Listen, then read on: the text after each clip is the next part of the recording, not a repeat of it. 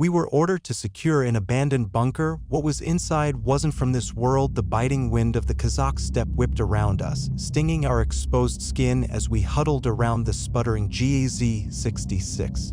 Sergeant Volkov, a man whose face was permanently etched with the harsh realities of life, spat a wad of tobacco into the frozen ground.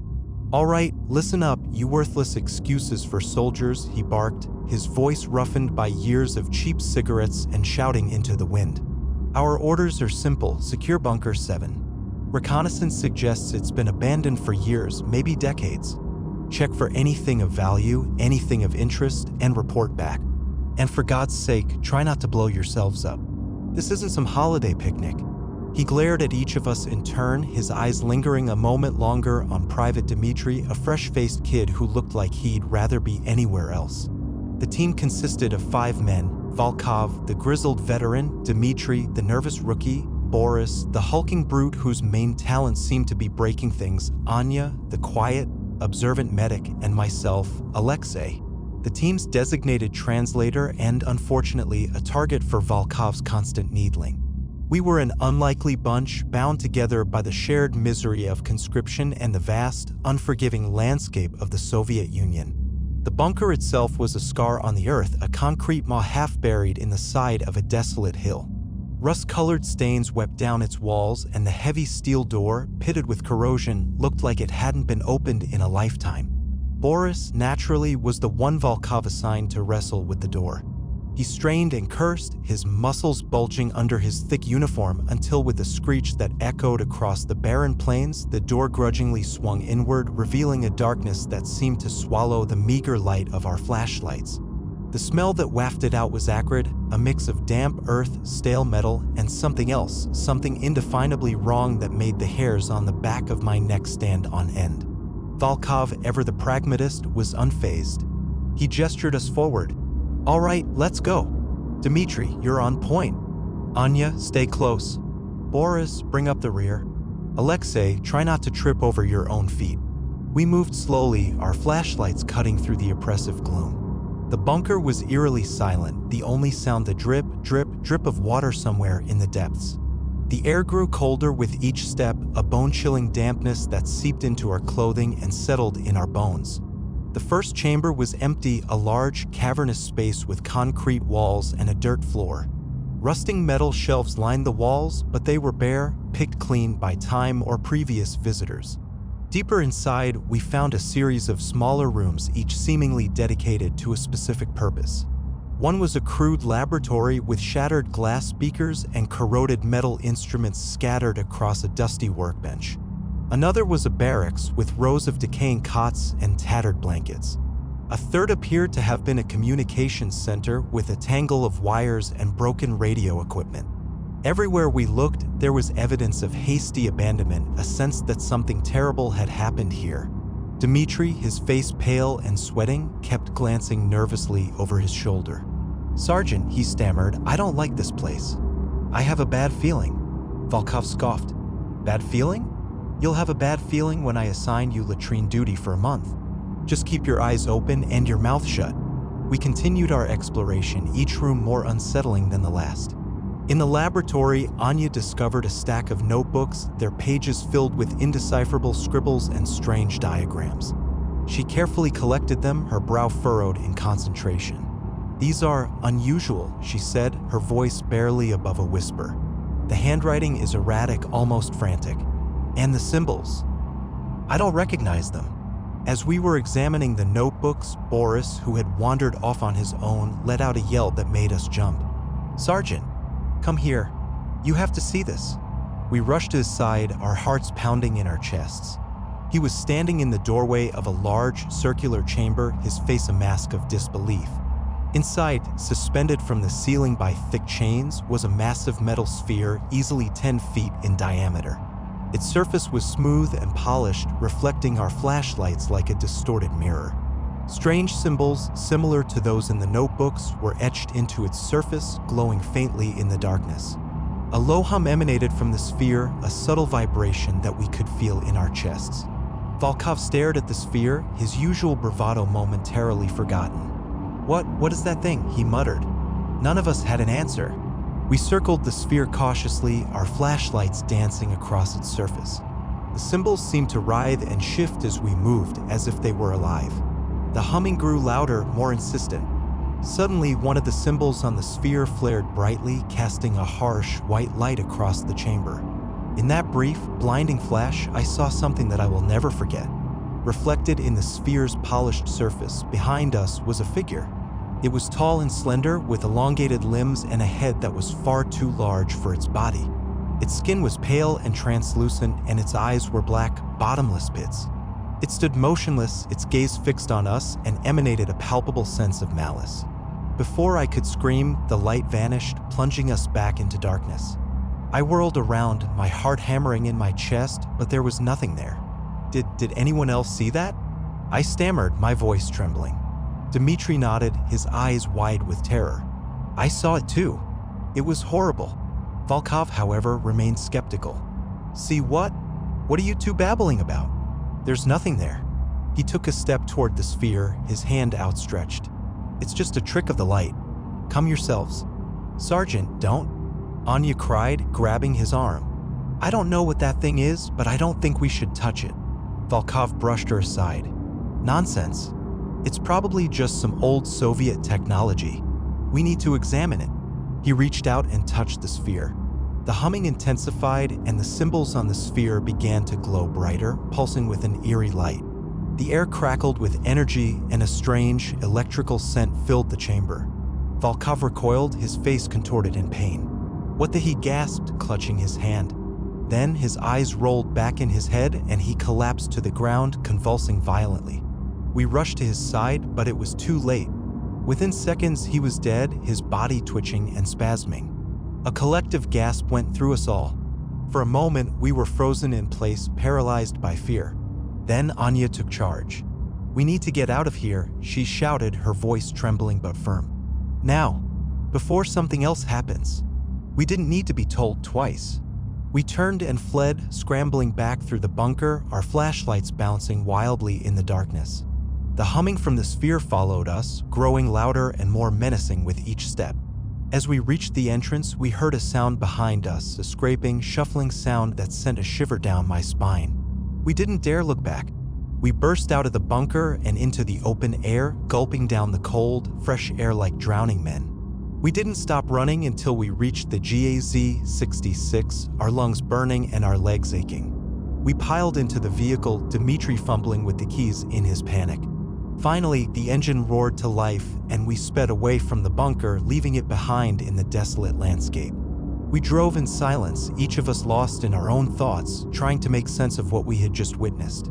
Volkov was dead. We had seen something impossible. Something that defied explanation. As we drove, I noticed a strange glow emanating from Anya's backpack. She had the notebooks she collected from the lab. Anya, what's that light? I asked, pointing to her backpack. She looked down, her eyes widening in horror.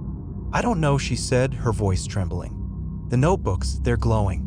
We stopped the GAZ-66 and Anya carefully opened her backpack.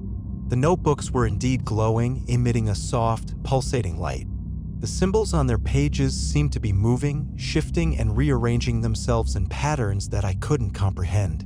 Suddenly, one of the notebooks flew out of Anya's hands and into the air. It hovered there for a moment, its pages flipping wildly before bursting into flames.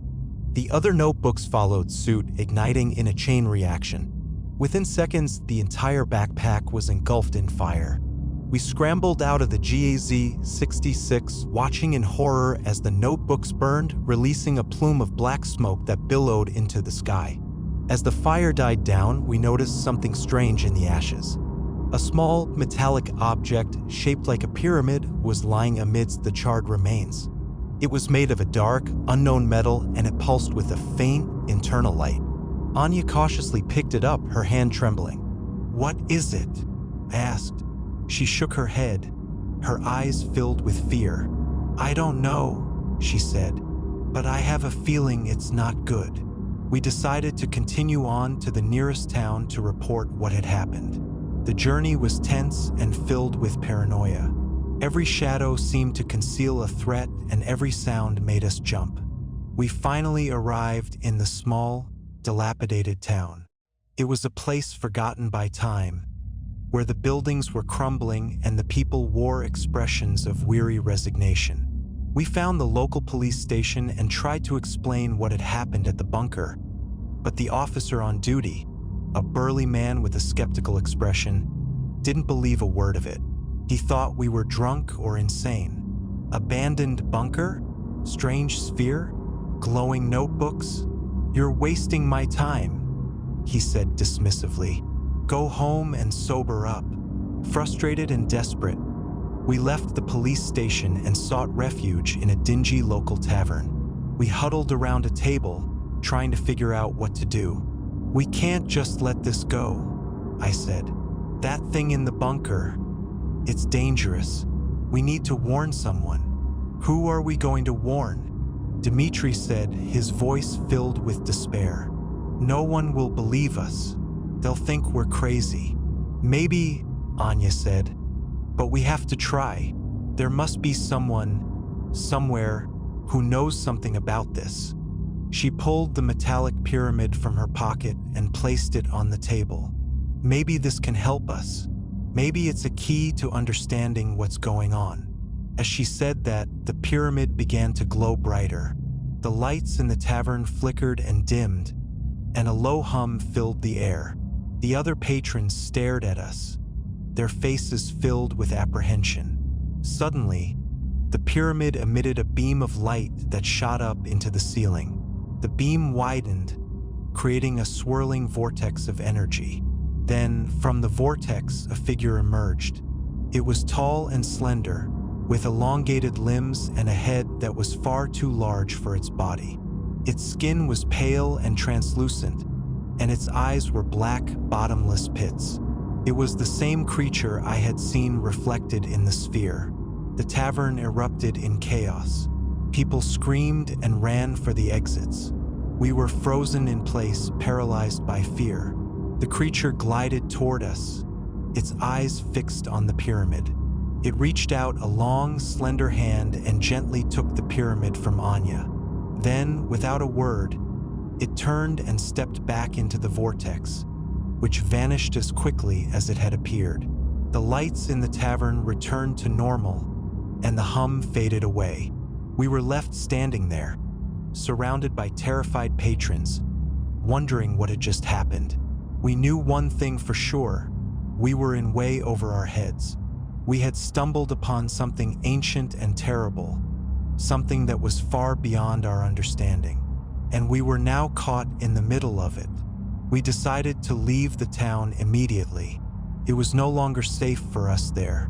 We drove through the night, not knowing where we were going, but knowing that we had to get as far away from that bunker as possible. As we drove, we discussed what we should do.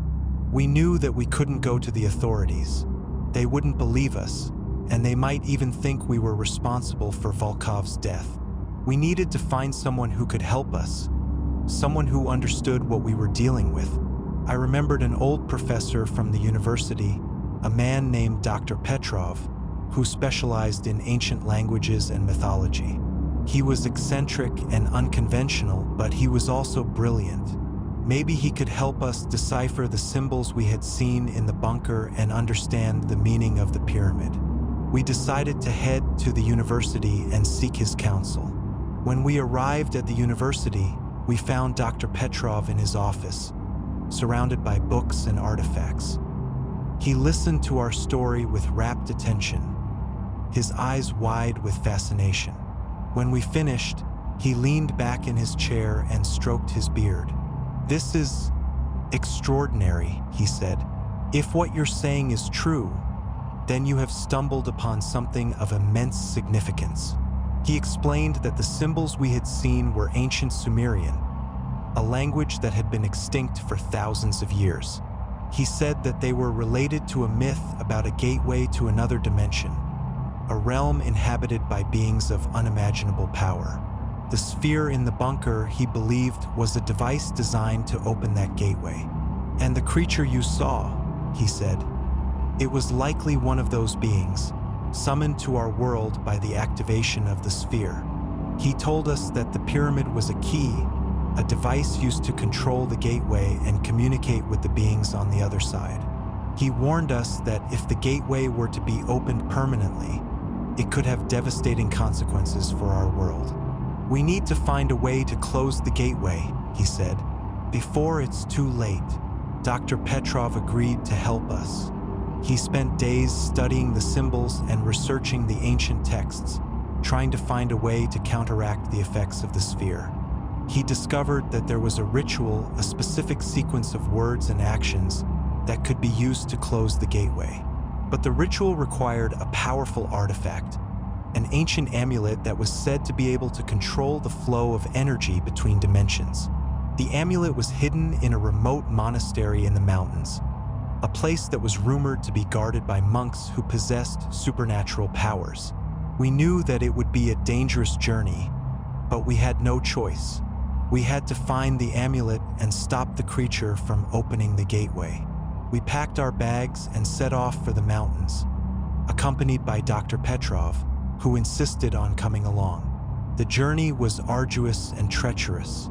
We had to cross raging rivers, scale steep cliffs, and navigate through dense forests.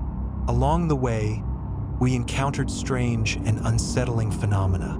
We saw lights in the sky that defied explanation, heard voices in the wind that whispered secrets in our ears, and felt the presence of unseen eyes watching us from the shadows. We knew that we were being followed, that the creature was aware of our movements. Finally, after days of travel, we reached the monastery. It was a majestic structure, perched high on a mountaintop, its walls rising out of the clouds. The monks greeted us with suspicion, but after we explained our situation, they agreed to help us. They led us to a hidden chamber where the amulet was kept. It was a beautiful object, made of polished jade and inlaid with gold. It pulsed with a warm, comforting energy. We took the amulet and prepared to return to the bunker. But as we were leaving the monastery, we were ambushed by the creature. It appeared out of nowhere, blocking our path. Its eyes burned with an unholy light, and its voice echoed in our minds, filled with malice. "You cannot stop me," it said. "The gateway will be opened. Your world will be consumed." A battle ensued, a desperate struggle between good and evil. We fought with all our might, using every weapon we could find. But the creature was too powerful. It moved with incredible speed and agility, dodging our attacks and striking with deadly force. Dr. Petrov was grievously wounded, and Dmitri was killed. We were losing. Just when all hope seemed lost, Anya stepped forward. She held the amulet high above her head and began to chant the ancient ritual. The amulet glowed brighter and brighter, emitting a blinding light. The creature recoiled, hissing in pain. As Anya continued to chant, the amulet unleashed a surge of energy that engulfed the creature. It screamed in agony, its body contorting and writhing. Then, with a final, deafening roar, it exploded into dust. The gateway was closed. We had won. But the victory was bittersweet. Dr. Petrov and Dmitri were dead, and we were forever scarred by what we had seen. We returned to the world, changed men and women. We knew that we had saved humanity from a terrible fate, but we also knew that the universe was a vast and mysterious place, filled with horrors beyond our comprehension. We dedicated our lives to studying the occult and searching for ways to protect our world from the forces of darkness. We knew that the creature was not the only one, that there were others out there, waiting for an opportunity to strike, and we were ready to face them. We were the guardians of the gate, the protectors of humanity, and we would never let our guard down. The image of the metal sphere, the chilling hum, and the creature's malevolent gaze remained forever etched in our minds, a constant reminder of the horrors we had faced and the sacrifices we had made. The world would never know what nearly happened, but we would carry the burden of that knowledge for the rest of our lives. The abandoned bunker on the Kazakh steppe remained sealed, a silent tomb guarding its secrets from the prying eyes of humanity. But we knew the truth. We knew what lurked within its depths, and we would never forget the day we were ordered to secure it. The day we encountered something that wasn't from this world. The end.